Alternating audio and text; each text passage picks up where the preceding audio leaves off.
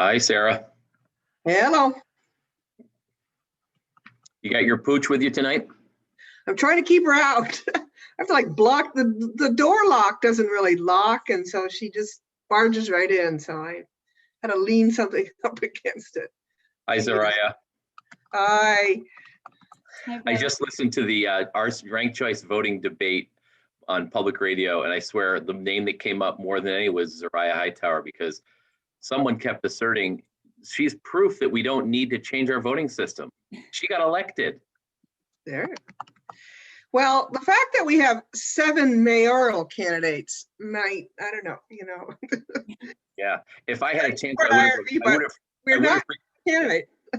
I would have rebutted the idea that, because Zariah won a 3-way race with the 53%, so that kind of is an example of when ranked choice voting doesn't come in. So yeah. I spoke to about 30 constituents from my ward last night who live in a property that they really work together. They're really well organized. It's the residents of College and Battery. Once it was called the My Lot Project. It's been called a few things, but oh yeah. We were discussing the ballot questions, and I think ranked choice voting is not as poorly understood as people think it is. Actually, when I spoke to them, they were pretty sharp on what it was and what it wasn't. So, well, it's used in a lot of organizational things like non-political contests. Yeah. So people that are in that group probably has been involved in sort of organizational kind of things. Yeah. I think when you have hot contests on, I don't know, or big organizational things. What I didn't know is Paul Burns from BPERG said that it's in effect in so many jurisdictions that 9 million voters participate in elections using ranked choice voting right now. 9 million people. I didn't know that either. Wow. Well, it's used in some big jurisdictions. I think New York City is using it now, right? No, just for one kind of election, or they're using it, but not the entire election. The interesting thing is it's used most in some big towns, but their municipal elections are all nonpartisan. So it's actually used most in nonpartisan elections. Oh, interesting. Yeah. Wow. Well, this is the kind of banter that we used to have in committee rooms before we start committees anyway. So I'm not that worried about it. Some people are like, oh, don't talk about something that's not on the agenda. Well, we're not actually convened yet. So I was just saying to somebody and to the 8 other people listening in that I missed that, or I never, we don't have that kind of chance to. No, we don't. And I guess somebody asked me on that's here tonight attending if they could speak during public forum. I said, you sure can, but we're a committee that's really hoping that we'll have more of a dialogue with folks and not make it so formal, especially on this type of discussion. This really is us gathering information from those who are subject matter experts, because I am not. My stepmother ran a gerontological institute that she created at a university, and my grandparents lived to be 104, my great grandmother, and 105, my grandmother. But other than that, that's my expertise with aging. So. All right. Okay. So Christine, you're with us. I see sort of your symbol, but not your. Yes. Hello, I'm here. Great. And thank you. We will begin this meeting at 5:05, the City Council Community Development and Neighborhood Revitalization Committee on February 11th, 2021. And we will start with, sorry, I have a screen over here that's distracting me. It's got all these amazing charts that Brian Lowe sent us. And once you give me a bunch of charts, you're going to lose me pretty quickly. So the agenda, any changes to the agenda? I think if we have time under sort of new business, we can discuss some of the other issues beyond this issue, but I think this is one that will keep us busy for a little while. So we also should just, make it clear at the end what our next meeting dates are, because we have them set up for the next through March. Okay, minutes from our last committee. Can I have a motion to approve the agenda? Oh yeah, thank you. Is there a motion? So moved. Moved by Counselor Carpenter, seconded by Counselor Hightower. Any discussion? All in favor? Aye. Aye. Any opposed? All right, we have our agenda. So we have the next item is minutes from the meeting on the 20th, was it? Yeah. Mhm. Is there a motion to approve the minutes? So move. And a I'll- second? Okay. Any discussion or changes that you'd like to see in those minutes to reflect our discussion at the last meeting? No changes, but just want to note I missed it, but I did get to view the first hour and 10 minutes of the meeting on video. And then I ran great. it because I just did it. Excellent. Thank you. Okay, all in favor of those minutes, please say aye. Aye. Aye. Minutes are approved. This is where we go into public forum, although as I mentioned previously, we can take any topic that somebody wants to discuss with us. If you have to get off right away, you can't stay with us for the full meeting, that's fine. Now's the time. Or we will promote people to panelists because we have a lot of attendees, participants who I think we would benefit greatly from having them join our discussion.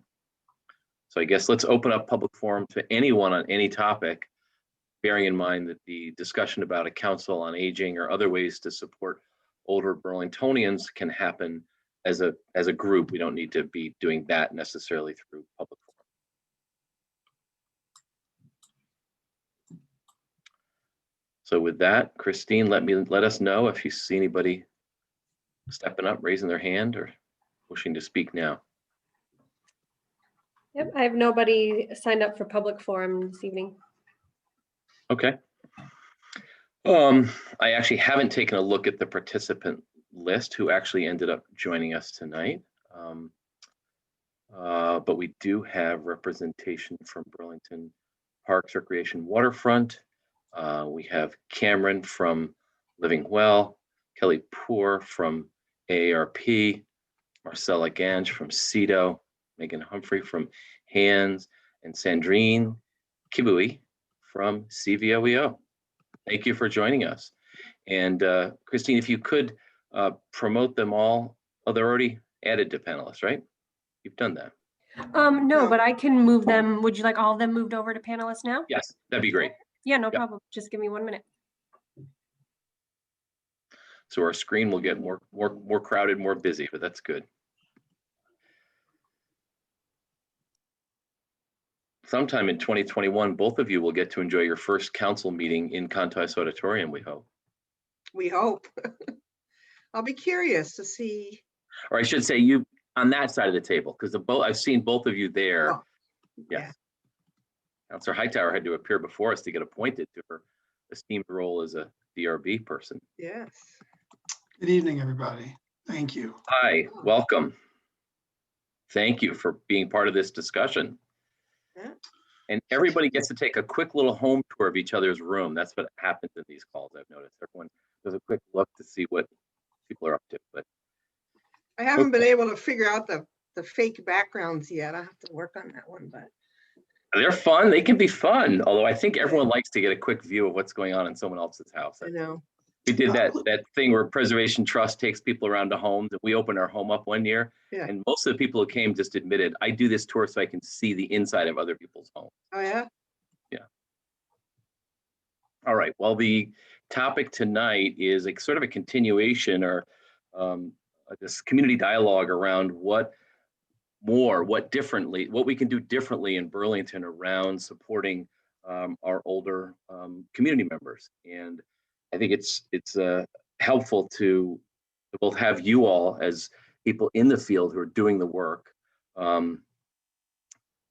communicating with us, and for us as decision makers to keep in mind that if life goes well, we'll all be part of this group. Like this will be a group that we all join if things go well. Some of us are. Yeah. As my grandmother used to say, it's so hard getting old, but the alternative is much worse.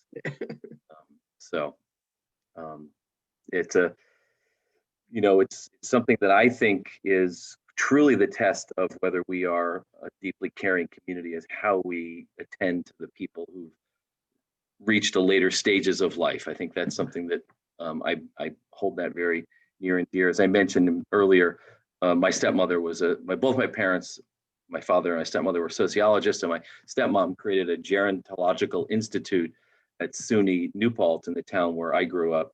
And so these issues are something that, the whole idea of things like hospice, and my father was, connected to the whole Elizabeth Kubler-Ross, which was the sort of death and dying movement in the 70s and even before that.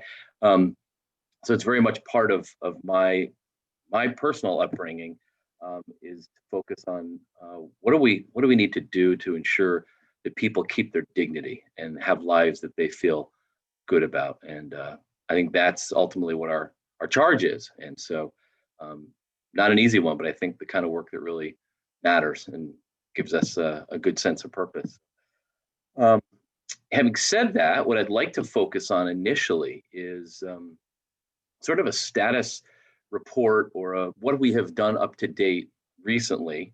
And I asked Marcella to join us because I think she can give us the perspective of what the city, what the staff have been doing in different city departments around these issues, especially after the council in late 2019, I think, passed the resolution that both put funding into the senior centers, or sort of codified and formalized that, but also acknowledge that we have more work to do. Our work is not finished. So Marcella, if you could walk us through what activities occurred after that up to now, that would be super helpful.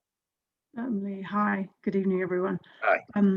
I'll also defer to Gary Rogers as well, who I see is on the call too, from Parks and Recs, because we were working, it was in fact Parks and Recs who were kind of carrying most of this early work, and we were working in collaboration with them as we were looking at setting up, or looking at what the format might be for establishing some kind of council on aging.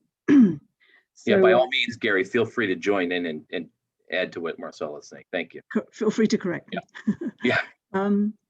So we were looking at the proposals that have come out of the council, and I know that Gary had done a fair amount of work with the Heidelberg Senior Centre as well, and looking at the proposals around that, and I'll leave him to speak to that part. And then we were at the early stages of establishing a list of senior providers, and my apologies, partners who work with who are working on aging issues, to set up a some kind of consultation group to see what might be needed.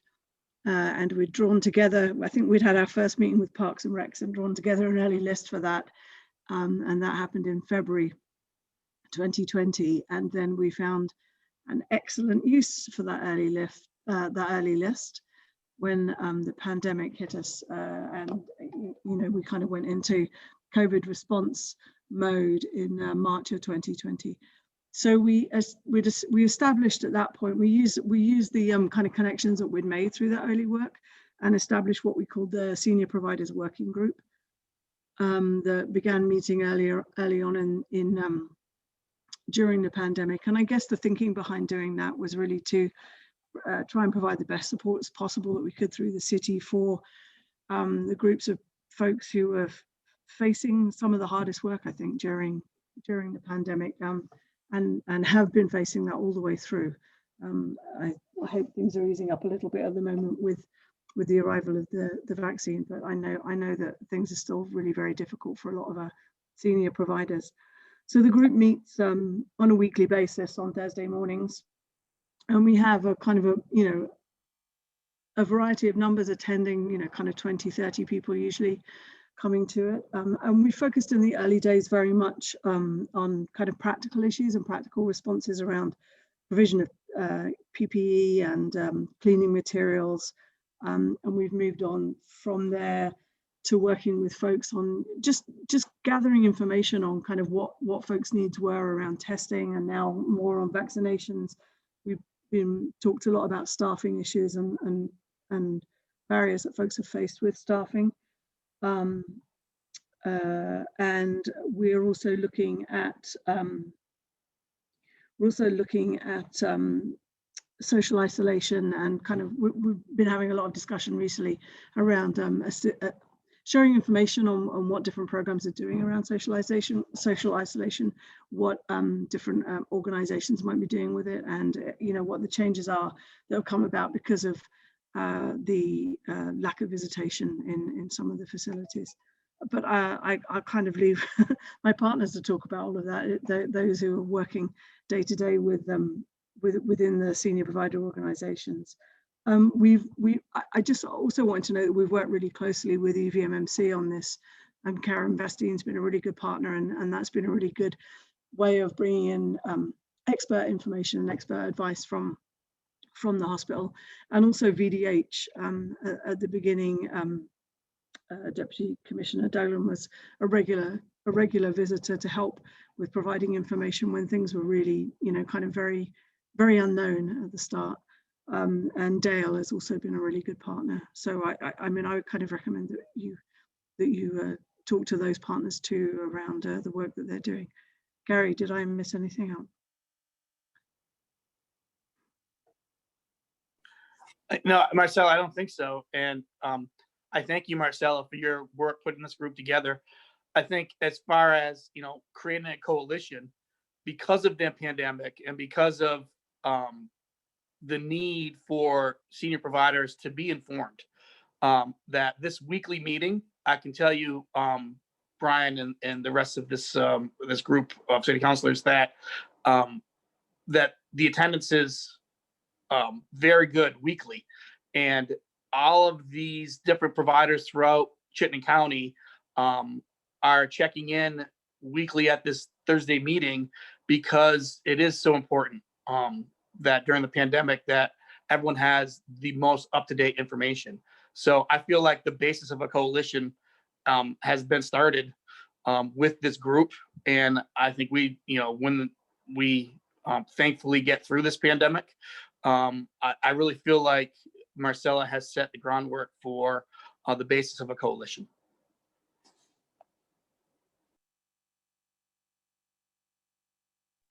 Sorry about that. Unmute to myself. Yeah, go ahead, Sarah.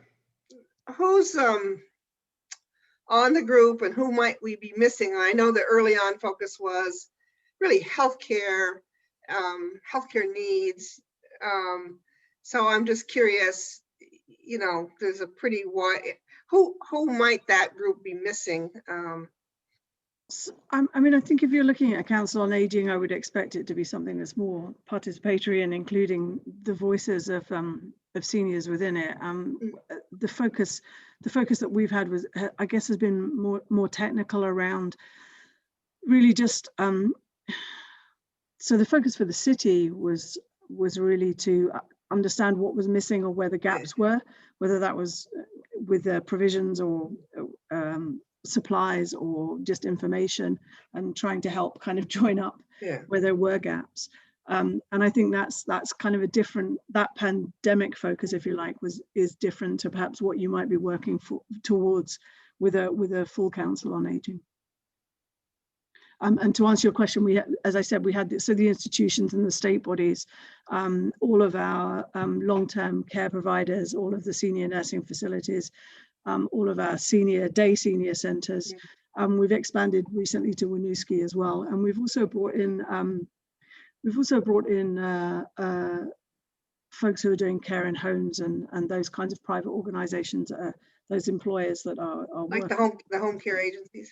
Yeah, and they haven't taken such a great part, but it's really been our kind of long-term care providers that have been that I think have gained most use out of it. And we also invited them when they're able to attend, come CHT, USCRI,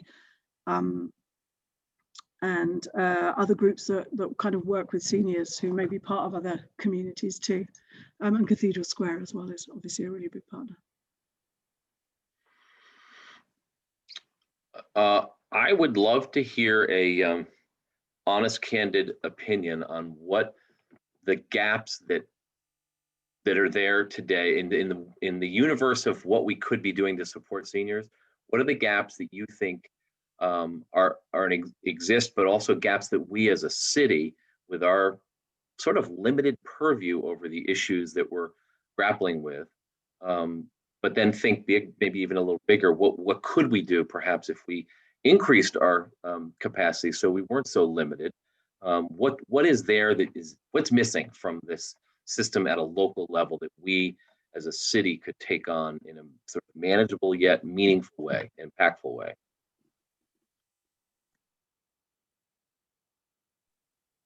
I'll let my provider partners have at it. I'd be happy to share. Thank you for the opportunity. And I've been, I'm not there every week on this working group, but I have found a lot of value in it, even though ARP is not a direct service organization. We're an advocacy education organization. I worked with Gary and others on the committee that evaluated how to transition Heineberg Senior Center into a city resource, and making this recommendation for the Council on Aging was part of our work on that committee. I really see that the role of a Council on Aging to really be able to, one, inform the mayor's office, members of city council, and also elevate issues that are facing older adults living in Burlington, and primarily focused on the impacts of social isolation and the inability to successfully age in place. And that would really tackle barriers that we have around transportation. And I want to say transportation broadly, so not just transit, but also multimodal, how people can safely walk and bike to places, and then our housing. And so the lack of affordable, available, and accessible housing. Vermont itself, we have an older housing stock, and Sarah knows housing really well, and as does Ryan, is that our housing is built for able-bodied 35-year-olds. And so we really need a variety of housing at an affordable price. And so looking at how we can address some of the zoning issues to be able to promote more housing is really important. So, and then overall is that coordination of services that is so important. And I think that would be an exciting role for a Council on Aging, is really how to ensure that services are coordinated, not just within Burlington, but within in the larger region of the county. So I see a lot of opportunity, and I would be really excited to see such an initiative move forward in Burlington. Cameron, I think I saw your hand up. I think I was talking to a muted microphone for a minute also. At least I'm not a cat like that video that's going around. I totally agree with Kelly, and I do want to echo Marcella. It's been supremely helpful. It was absolutely terrifying to work in an organization where we operated senior care homes at the beginning of this pandemic. I mean, there was no information. It was, I think the very first cases were at the nursing home in Seattle, and everybody died. I mean, it was absolutely terrifying. And to get that email from the mayor's office early on was excellent. And it's been great every week since, really.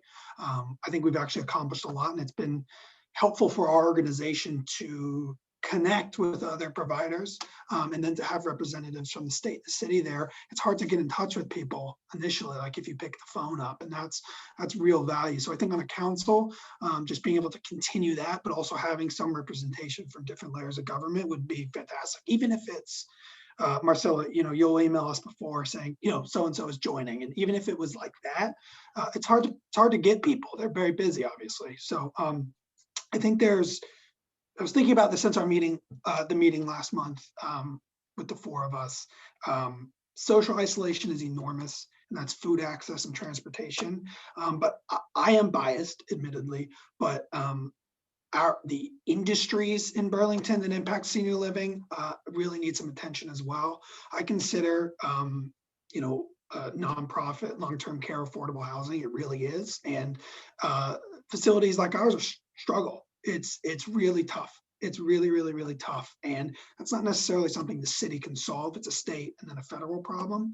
But I think coordinated advocacy from the city level that could filter up is missing, because the little guy voices, which is not just small organizations like Living Well Group. You know, I'm working with Cathedral Square, like their assisted living facilities. They're a big organization, but that's a little voice. So that's something that the council can really do. And then we have issues with nurses and caregivers and geriatric physicians and psychiatrists. Like some amount of job stimulation, workforce stimulation would directly impact older adults in Burlington, because I think it's easy to focus on seniors living at home in Burlington, but we have to remember there are hundreds living in facilities, and supporting those facilities, from occupational therapists to nurses to LNAs to, you know, RNs to what have you, is vital. It has to be. And you know, I mentioned it last month, and I actually haven't been able to find anything. I think it'd be really interesting, at least in the city, to sort of find out what the actual impact of aging services, senior provider services are in the economy, how many jobs there are, how many facilities there are, because I think it would surprise a lot of people, really. You know, just if you scroll on a map on Google Maps, you'll see a lot. And from the number of people that are on the calls, we're not a big city. So it would be really interesting, some analysis on that level. And I don't know, I'm fully in favor of the council. I'd love an opportunity to be a part of it. I think that multi-layered advocacy is huge. Helpful. Thank you so much. Do you all think we have city boards and commissions that have a specific charge to oversee sort of the departments? This council, I think, would be really different in that sense. It would be more like, we used to have a women's council, we had an arts council, we had a number of different groups that focused on an issue, but it wasn't an issue that they were necessarily, overseeing, citizens sort of overseeing a department at a high level, but it was more sort of issue focused. Could somebody sort of give us an idea of how you think a council would be structured the most effectively to play a role? Is there someone who has experience with that or ideas about that?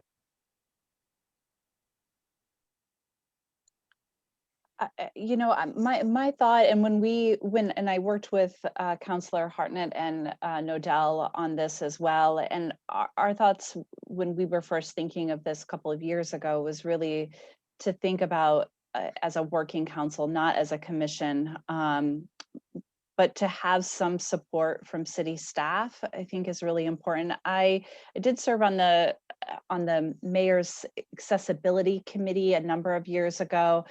And I will say there was a number of excellent recommendations that came out of it. One of the challenges with that committee was the sort of staff turnover that we had. So we couldn't sort of get into a really good flow, and then it would just, then we'd have to reorientate with a new staff member. So that's I think really important for the effectiveness of a council or a committee, is to have sort of consistent connection with one city department. Yeah, and I would just say that the way that the senior providers meetings have worked have been really wonderful and flexible enough so that exactly what Cameron was saying, Marcella would be able to say, as a group, we'd sort of be looking at some particular issue, and then it's fluid enough to be able to say, okay, now let's deal with that. And some of it certainly was because the pandemic has been such a crisis, but a lot of the issues they've come to the foreground even more during the pandemic, but they're all issues that seniors need to be dealing with and that we need to be taking care of. So if it's housing or transportation or sidewalks being fixed so people can walk around the city or whatever that is, and so I like the idea of it, of the fluidity of that, I think is really important, because it's been the group has just allowed for so many resources to be shared. And, I feel like each of us has just been really isolated and working alone in many cases for this whole year. And so it's been so, I put in the chat box this morning for it. It feels like it's been my therapy for the whole year. I really mean that. Like I could get verklempt about it. It's been this really heartwarming group of people that all really care about these issues, and seniors are the most frail in this pandemic and in many other ways. So it's been vital for all of us. And I also think that's why, Gary, so many people show up every week, because we've tackled some great ideas and the education and the collaboration. So, you know, even in naming this group, I was thinking a coalition sounds nicer to me than a council, because we're not really counseling people. We want everyone to come together. And I also don't want people to misunderstand and think it's another council on aging like we have all over the state. I mean, we do, the local one is Age Well, but still, for the most part, they're called councils on aging. So. Great point. I'm glad you addressed that. I was wondering that same very thing. Gary and Marcella, I'm going to put you on the spot and just say, if we didn't have the resources that got added to Burlington to try and deal with COVID, who would be doing this, and would it be as robust? Like when all that goes away, what are we going to do then? Who's going to do this? Neither of you want to talk? Okay. Not leaping to that one. I'll text Brian Lowe and ask him right now. Go on, Gary. No, I was just going to say that I'll be honest with you. Like this iteration of this is a senior provider group that Marcella's putting together, and we've tried to do this in the past, and it's been, you know, starts and stops. Like, yes, we've had good turnout at meetings, actual, like not Zoom meetings, but physical meetings, right? And then we've lost steam, and then we've tried again, and then we've lost steam. The steam that Marcella has provided now, and you hate to say it, it is COVID driven. Like the group comes every Thursday in numbers because they need to know the information that is being provided by this group, by the state of Vermont, by the city. And so it really has picked up incredible amounts of positive, hey, we are a group because we need to be a group together and gather this information. And so the question does become, how do we continue on after, you know, the vitalness of this information? Not that this group is important, obviously, but it's the information that is being provided that is drawing everyone together. And so how do we continue on with a strong group? I think that's the question we need to tackle. Yeah. If I can ask a question, Brian, when you asked your initial question, it's not clear whether Burlington, you know, Parks and Rec or CEDO would be the appropriate department, because I don't think it's like there isn't one, you know, really appropriate department. It impacts a lot. So my question is honestly more technical. What's the role if it isn't you know, a city committee, it's a coalition? What would the expectations for a city department, whether it's Parks and Rec or CEDO, actually be? I'm just curious, honestly. You mentioned resources, so I'm yeah, logistics wise. I'll be honest, I don't know that Gary or Marcella's time is how it's being billed right now, but they have to bill their time to something. That's how, at least CEDO does it that way. I can't say that Parks and Rec does, but I think they have categories to build their time to. So you have to have a funding source. I believe CEDO is expecting and has largely received money, you know, to respond to some of these, or at least, you know, the administration has set it up so that the staff costs will be recouped at some point if they haven't been already, because of COVID. That's the assumption, I believe. But yes, partially. You're partially correct. I think if there are certain types of COVID response work that we can bill at 100%, or that we can recruit at 100%, and there are other pieces of, and probably quite a lot of this work that's coming out of the other kind of funding and the city funding that we had for COVID response. So that's all kind of shorter term, hopefully, assuming the end of a pandemic. Yeah. So Cameron, if I could say something about the level of city support or desire to invest in this support system that's been created. I don't know what that is, what that appetite is for that. I personally think it's really critical, and I think probably my other two counselors in this committee would share that. I don't know where we stand in the sort of hierarchy of priorities for the administration. I just don't know that. We haven't had that conversation, but you know, we would have to get a reasonable estimate of, you know, how much time of a staff person's time would be devoted to this.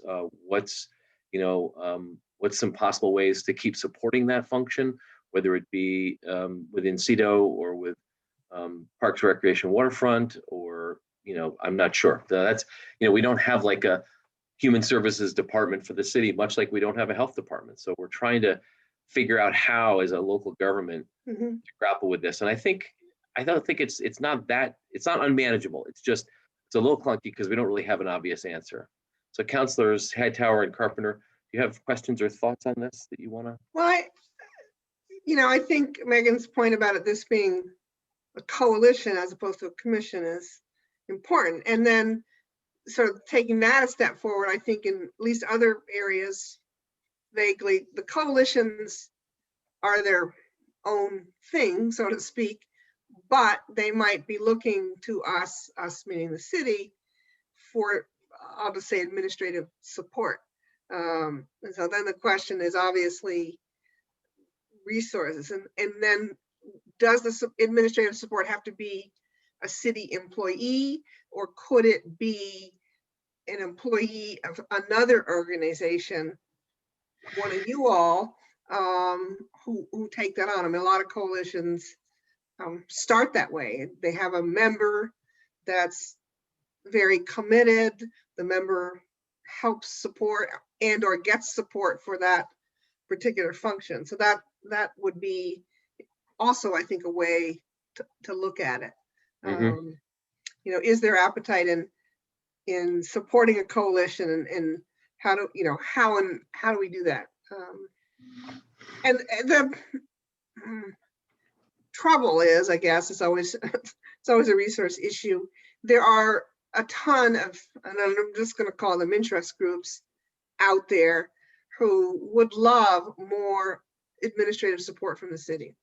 And that doesn't make them any less valuable, but there's going to be a point at which the city can't manage every, special interest group that says, please support me.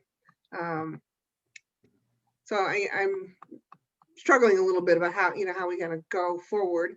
We do provide financial support to the 2 senior centers in the city. So, I mean, that's a sort of starting point to look at.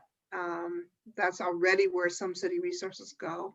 I don't think we do much explicitly financial beyond the supports we give to those 2 centers. And we're not, to be blunt, in a great position to do that. I mean, both financially and given the city's, we haven't got to budgeting yet, but that'll be a challenge this spring. Yeah, I mean, I think that is true. And here, at the same time, we do devote, I think it's about 84 million a year to our schools. So we do take care of people for the first 18 years. And then we sort of say, oh, I hope you do your best at the end. I hope you make it across that finish line in a good way. So I think we have to step up a little bit when it comes to the older residents, not in a huge way, but even just, I do think it's something that we would find really broad support for. So I don't doubt that it's going to be challenging and we'll have to say no at some point to someone. But I just think there's probably more the city can do. And I think this coalition idea of providing support, and that's an interesting idea though, a third party doing the work, but the city supporting them to do it, would certainly address the question of what department does it. Parks and Rec is amazing at facilities and programs, and CEDO's like funding and development and programs as well, but they're not providers directly per se in this realm, although you have the senior center. But is it your staff actually provides the services, right, Gary, at the senior center? Yeah, so we have a one staff person who their job responsibility is specifically to be the director of the Champlain Senior Center.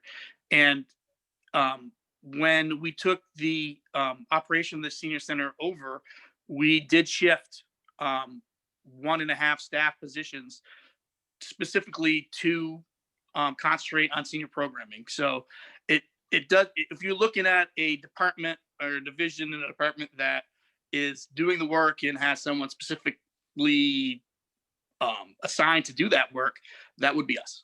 Okay. More so than CEDO. Yeah. As far as the programming piece, when it comes to, I mean, that's not to say, I mean, CEDO has many employees looking at senior housing and that sort of piece. Sure. But from a programming standpoint, we do have staff that are dedicated to that task. Mm-hmm. Well, and your relationship with Heidelberg, they're independent and different. I mean, you're the major funder of them. The city's the major funder of them. Okay. Yeah. Good point. And they would not exist without the city support. Mm-hmm. Zaraya, Councilor Hightower. Yeah, I have one comment and one question, which is first, a little bit of an aside on this, but the Joint Committee on Public Safety and the Police Commission have a consultant who's doing some sessions on re-envisioning public safety. And I think some of your organizations are already on the list, like I think AARP is, but if you're not, feel free to shoot me your email in the chat if you want an invite, and I'll make sure that your organization gets invited. Those sessions are on the 23rd and 25th, I believe, and you choose one of the dates that works for you. And the second thing was, Kelly, I think you'd mentioned that you'd been on the mayor's task force on something related to this. And I guess I'm curious just because I think I'm having a hard time kind of envisioning what some of the recommendations are, what some of those were, and like what the scope of those recommendations tended to be. Great question. And it was a number of years ago, so I'll try to pull back from my memory. We addressed some accessibility issues on the streets, sidewalks, really from a perspective of somebody living with a disability. And so really addressing some basic ADA functionality within the city, as well as looking at specifically some outdoor spaces like parks and things like that, of how they could be more accessible. When we had a active staff person on that committee, it was extremely effective. It for whatever reason, the staff that was the people that were staffed for that committee ended up moving on within the city themselves. It was sort of bad luck and timing on our end. So it just made it extremely challenging. I do think that if city council does move forward with some type of recommendation to create a coalition or a committee, is to really put a time frame on it. And to be specific about the deliverables and an opportunity to be able to, one, elevate issues around aging, and two, to make those recommendations to city council and to the mayor. So I think putting a time frame on it would be extremely helpful, because I've been on other like governor's commissions where we just sort of, there is no time frame, and it feels like we're continuously spinning our wheels. So I want to, if I can double down on Kelly's point, that was the point I wanted to make, is the ideal, obviously, right, is really directed work with clear deliverables, and then also the least amount of effort from the city's standpoint. So that's interesting, your point, Kelly, about when folks from the city moved on. I wonder if that, to Sarah's point, is sort of solved if you have an external chair whose responsibility is to sort of lead it. I have no idea if that actually would work out that way, but it seems interesting. You mean the question about how to create continuity, and it may actually help to take it outside of city government to play that role? Yeah, Burlington's interesting. We have folks who've been at organizations for years and years. So I think the turnover is probably less in leadership positions at, Cathedral Square, or, Megan's been doing this for 15 years. So you might have more continuity with folks who are out there in the field as opposed to working for the city. And then if there's like a direct line between that person to CEDO or Parks and Rec or, you know, some committee on city council, that might be helpful. Mhm. I just want to ask if the idea of a time frame, I'm thinking about some of the other groups out there. You know, the Affordable Housing Coalition will always have a need because there's a need statewide to advocate on affordable housing. So does the need doesn't go away though. So how would you do a time frame for something like this? Yeah, no, that's a valid point. Absolutely, is that the need will always be there. I don't know. It's like how could the council be benchmarked, right? Like how do we create some specific benchmarks where we're working toward a common goal? And maybe putting a specific time frame isn't the best, but there's got to be something where there's some accountability and some benchmarking that happens. Well, you could, this is Sandra of Seville, you could Sanjay. have, yeah, you could have definitely a major goal, but you could have separate short-term plans with short-term deliverables that will actually stretch on an amount of time.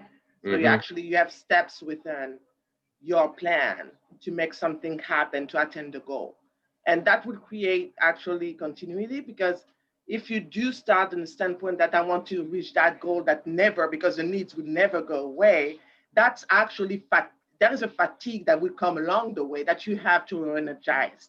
In order to do that, you need to have new goals, new short-term goals in order for you to move forward. And if you have shorter plans, actually, that will address the turnover as well, because one person could be in charge of this step and the other one will continue with the plan and address it as it go along to attain the major goal. I think this is the way, you know, certain needs to be taken on. It's definitely a group of smaller plans and smaller goals that will help you to get to the finishing goal that you want to have. It's a great perspective to have a sort of more global goal as a mission for the coalition, but to have an annual action plan with results that you're trying to get. So it may be improving pedestrian access and safety, and it may be, you know, those may be on the list and you go at those different ways, but the overall goal is more broadly, you know, to improve the life and ensure dignity for older Burlington residents or something like that. Yeah. I just wanted to say about the senior providers working group will continue to meet as well in the kind of, you know, short to midterm. I'm sure certainly through the summer and I would imagine into next winter as well. So that structure will remain for some time. And I also can't take credit for all of it as well. The group was led by Luke McGowan, our previous director, and Brian Lowe's stepped in to be leading it at the moment as well, and I work with him on it, and as I said, Karen Vestine from UVMMC. So that, you know, it has what I'm saying is it has a priority within the city as well. We see its importance, and as we see the importance of the idea of a kind of more longer term council too. Okay, and as far as you know, it was handed over to Brian only because Luke moved out of the role at CEDO, right? That wasn't planned already. Yeah. It was just because Luke had moved out of his role, and it's just kind of it's quite a lot of work. So it's good to have two people working on it. So Brian kind of leads the meetings, and I sort of do the background work and the administration, and kind of bring in information and things like that. Because of that group, and we still have those demands. I mean, it's now the time to found or do a coalition on the aging or council on aging or long more. Wants to wait, right? Well, I don't know. I just want to toss out there, you know, just kind of how does this, you know, we're following up on the report of a year ago and pre-pandemic interest in founding a council on aging. And so we're trying to be responsive, but now here we are a year later, still in maybe not the middle of a pandemic, but we're not done yet. So I'm just tossing out there, you know, what should we be looking at with? Good point. Yeah. You have a senior provider group and we also have an interest in a long-term group that can look at other goals. I mean, there certainly are other things going on in the city not related at all to the pandemic, you know, so I don't want to discount that either. And there's the issue like social isolation. I mean, it sounds like the provider working group is working more on the practical aspects of how to get healthcare support to their constituents or their clients. You know, I don't know how much they're working on the broader issues or not.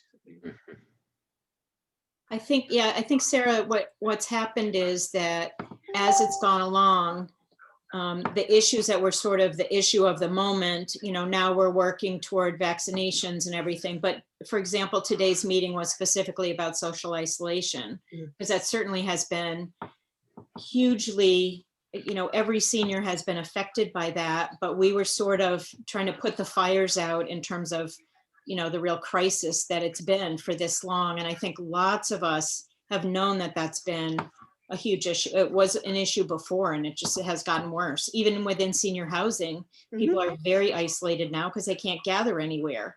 So they may even have a different time that they go get their mail. So even in these places that you would think would be able to provide that, typically that hasn't been happening. So I think we're sort of shifting gears and trying to really look at that now. And Beth and I have been working at that on that even through the support buddies for the last year to make sure there are phone calls happening and all that kind of thing that, you know, supports it a little bit. It's not enough, but Yeah.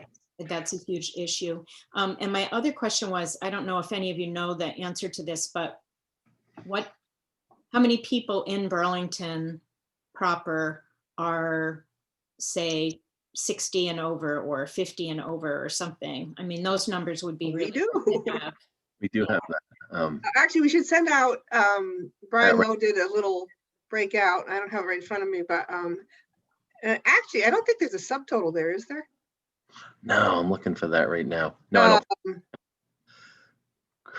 He got us some information from Census, and yeah. We probably should have distributed it. We didn't, but. I mean, I always get uncomfortable when we start talking about, I think it naturally happens and it's uncomfortable, but when we start saying, you know, 84 million has gone towards schools, and there's sort of this thing with it's kids or it's seniors or something like that. But I do think looking at the numbers of how many people are in Burlington and whether they're in senior housing or they're in long-term care or whatever, there are a lot of seniors in Burlington. I mean, I thought it was something like 12,000. That was the last number I had heard. It's over 10. I know that, Megan. So yeah, I think you're probably right. But We can look at that, and maybe Christine could get it to the group that at least is on this call, and some of you. Just trying to see. We have renters. Don't have that data here. I don't see it. No. Well, it's interestingly, it's not subtotal. Which can easily be rectified, but. Yeah. I believe it's about, it's at least, it's a quarter of the residents of Burlington. Burlington is about 43,000 people. So I think you're right. It's about 11 or 12,000 that are above. When you say, did you say above age 65, Megan? Right? Is that what you were shooting for? I said 60, it's my guess. I mean, like Hands serves 50 and over, but I think in general, most people speak of aging as 60 and over. Mm-hmm. So, but just to know what that is, I think is helpful, because it's a lot of people, and I think we have a responsibility to take care of them. And I think the senior providers meetings have certainly been literally the providers, but it hasn't had, you know, a coalition. I feel like that should have more input from seniors and more guidance or sort of surveys or something. What issues do you see as important? Mm-hmm, mm-hmm. And I think that there would be, once COVID's behind us, I think there's more flexibility to start looking at that and put some of the resources toward that. We just haven't had time or money. It's all been a scramble. Brian, So did you say 25%? Oh, sorry. I was, you were going to ask 25% was the number I have in my head, but that's like, I think, top 20th percentile nationwide, I think, in terms of cities, right? if it's Yeah, 25%. so roughly, sorry, I don't have the Burlington stats in front of me, but just roughly on like a statewide level, we're around 17% of our population is 65 and older. Burlington is just about the same, like the Northeast Kingdom and Bennington skew higher than the state average. And then 50, and then, you know, for ARP, we look at 50 plus, Megan looks at 60 plus. Cameron, I'm not sure what you, like, everybody's got different sort of guidelines of how they classify for an older adult. So, but that's just roughly the 65 plus population. But Burlington, we have a number, but percentage wise, we're actually significantly less because we have such a young population. I mean, the median age of Burlington is 28 years old. Yeah. Which is, and in the rest of the state, it's like 48. So we That run skews opposite. so That doesn't, much because the students are counted in that number. The college students are counted, so that's, The 2010 census is about 10% of 65 and older. yeah. Okay. So the 10%. about 10% of 65 or over. So that's like 4,000. 4,000 or 5,000. And that's what I thought. I don't think it's 12. But that's deeply skewed, I think, because of, as Brian said, because of the student population. Oh, So it would absolutely. change across the Absolutely. Yeah. year. And 2010 is a very long time ago, by the way. So. Yeah. And then as Kelly pointed out, because Hans is talking 50 and over, and some, I think Heineberg has gotten even a little more, there's just sort of the way we say it. If you consider yourself to be an older adult, then you can come to our center. So it's even more flexible, but that would certainly increase that number if we did 50 and over. And I'm not saying we should, I'm just saying that that's some of the organizations certainly are providing services and resources for 50 and over. So I want to sort of bring us to not necessarily closure, but at least ask the question about staff capacity at this very moment on February 11th, because we are, CEDO lost the director, and I believe there's perhaps maybe some other positions that have yet to be filled. I don't know. I think your department is constantly pulled and pushed in many directions, Gary. So I just want to be realistic and manage expectations around what we can expect beyond what you're doing now for the next few months, maybe. I think for us, I mean, obviously it is a priority, but for us, really the COVID response work is a greater priority, just given the vulnerability of this group and the importance of the work that we kind of have been doing with them. So it would be limited in the next few months, I'd say. And Gary, how about you all? Are you doing all you can? I would echo what Marcella said, that right now our staff is concentrating on outreach to all of our clients and seniors in the community, and making sure that they have the information that they need, and working with them through telephone calls and outreach and as much of online programming as we can do, really, because the facility has been closed for the majority of the pandemic. We did open for a short period of time. But I would say, the council, the resolution was for CEDO and our department, Parks, Rec, and Waterfront, to kind of, I guess, from my understanding, is take the lead to put this together. So I do feel that responsibility should lie with CEDO and with the Parks and Rec and Waterfront department. And so, going forward, yes, we're in the midst of a pandemic, but I think it's important that I just want to reiterate, I think it's important that we continue to, the group that we currently have, keep that group engaged, and then add to that group. There may be members of that group who no longer need to be a part of the coalition because they had a COVID focus. However, I've been on a lot of different senior committees in my time with the city, and this one that we're currently on is by far the most focused. I know it's because of the pandemic, but it's the most focused and the most dedicated to, yes, we're going to show up on Thursdays and talk about the issues. So I do feel like there's an opportunity for Marcella, for CEDO, for Parks, Rec, and Waterfront to build on that going forward. Well, you have in front of you tonight a sort of a coalition, if you will, of the willing, and wondering if there's anything we can do to help lay the groundwork so that once we are post-pandemic, we don't just sort of start off again looking at this idea of a coalition and how to structure it and all that. Is there anything that our partners or we as the policymakers can do in that area? I'd love to hear, not just Gary or Marcella, but I'd love to hear anybody's thoughts on that. Yeah, I just want to reiterate, because you don't want to form a group for the sake of forming a group, and you have a group that's very functional. The question is, what happens after the pandemic kind of dies down a little bit? And to build on what Brian said is, you know, what should we as counselors or committee be doing? And maybe the answer is nothing in the short run. We just want to know, you know, I don't want to, we're here to support what you want. So we need to know what that is. My opinion would be the senior provider, Marcella said it could get up to 30. It seems really big for a coalition like this. I think it would be helpful to know like what our number is and, you know, what like an effective group size would be. And then if that group size would represent enough of the areas we need represented, because 30 is a lot. Like 30, we're all showing up partly, like everybody's saying, for COVID, but 30 seems difficult to manage. And we've already addressed it, is probably leaving regular citizens out. So I think there's some work to be done of like what areas are represented, and you can't possibly have somebody from every organization represented. I think it would just be massive. So the number would be really interesting and helpful, I would think.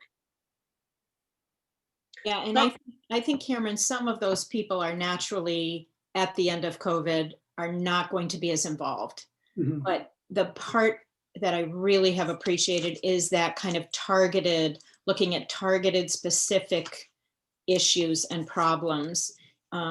And so the model of it, I think, has worked really well. And I think that it could sort of segue into something like that with some of the same people. And certainly, yes, I agree, Cameron, it's too many. But also if you had, I don't know, if you sort of knew that somebody was a representative on the coalition and you could approach them with issues, or, you know, could you please make sure that this, you know, as Kelly was talking about transportation, for example, or food access or any of these, could you please make sure that that is really being looked at in the city? I also think that some of those numbers will go down because people have come from the state as well as Winooski. And I think that if it was a Burlington coalition, some of those folks are just naturally not, they wouldn't be involved. Mm-hmm. Okay.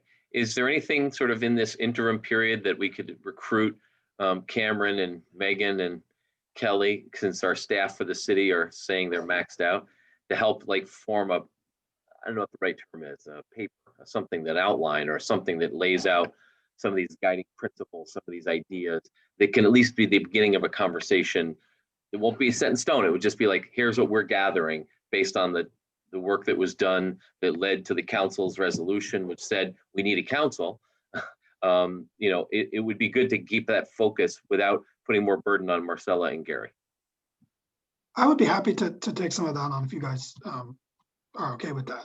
Yeah. Well, and Focus areas and organizations, and yeah, I'd be happy to. Yeah, and I would be happy to coordinate with you, Cameron, about just, and Brian, just to clarify, what you're asking for is sort of a framework for how to stand something up, right? Yeah. And think about some of the partners that should be at the table, et cetera. Yeah, I would be more than happy. I mean, I think if 4 or 5 of you get together and talk about it, and really come back to us, and always be mindful how city government works. We're a little too formal. It's hard for us to do that. And I think that would be great if 4 or 5 of you got together and came back to us and said, this is what we're thinking and this is what would be helpful.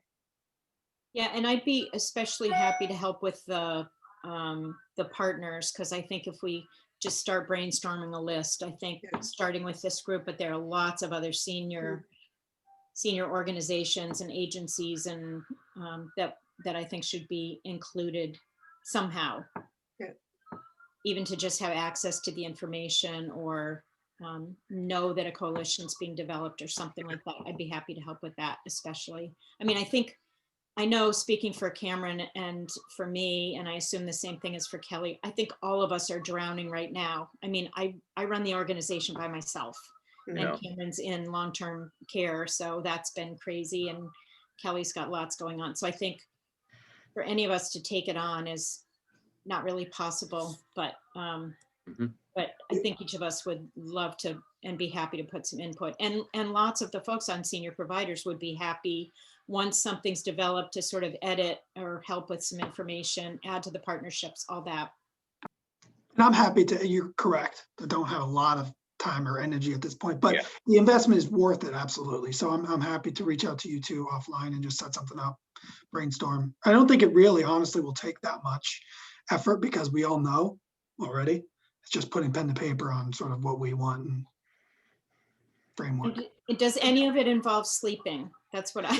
It's primarily sleeping. I was just planning on sleeping at that time. I was just going to say that it would be good to look at the report to City Council. The original report, there's some language in there as well, and we're also happy to take it on to over to the working group too before it comes back here. If that's useful. Great, thank you. Is there anything from my fellow committee members that you want to ask or suggest, contribute, comment on related to this?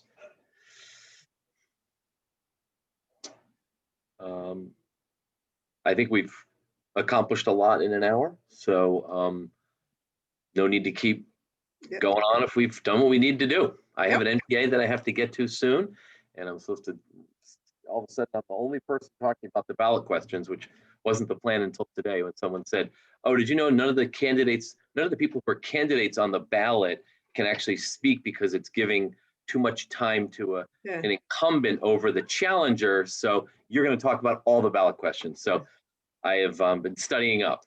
I have a short summary. I'll email it to you if you want. Send that to me, Sarah. You'll be my pal. Thank you so much. Because I had to do the same thing. Okay. So Christine, if you could help us. I thought I had the dates memorized, but I don't know what they are right now for our committee. Yeah, sure. So for the next few meetings you're referring to? Yeah, let's do that. Yep. Yeah. Yeah, so our next meeting is Thursday, February 25th at 5:30. Then Wednesday, March 17th, same time. And then Wednesday, March 31st, same time, 5:30. And this is my favorite committee I've ever been on, and I'm going to try and continue. But once the election is over, there's like some reshuffling that may happen, so we don't all know where we'll be after April 1st on committees. But I hope we'll continue because this is as good as it gets on committees for City Council. Woo. Have to convince whoever is president not to break up the dream team. That's right. If I could just ask a clarifying point. So would the hope be that by that next meeting on the 25th, the three of us have a framework that's then possibly been put to the working group before? If you can, I know it's only 2 weeks away, but I don't, like Megan reminded me that everyone's maxed out. So she reminded us of that. It needs to be your pace. So yeah. And I think Marcella had a great point. There's a great framework, or at least starting point in the report that was done. There was a lot of work that went into that. That was a big effort. So that would be super helpful. And keep in mind, keep in the forefront how to meaningfully engage seniors in this coalition. And I think often it's not the center. And I think we need to center those voices right in this new entity, whatever it be. Thanks. All right. Is there anything else to come before our committee tonight? Otherwise, I think we've done our business. okay, perfect. Thank you all. Brian, I'll see you in 20 minutes. That's right. Okay. Marcella, it's in like the day of meetings, I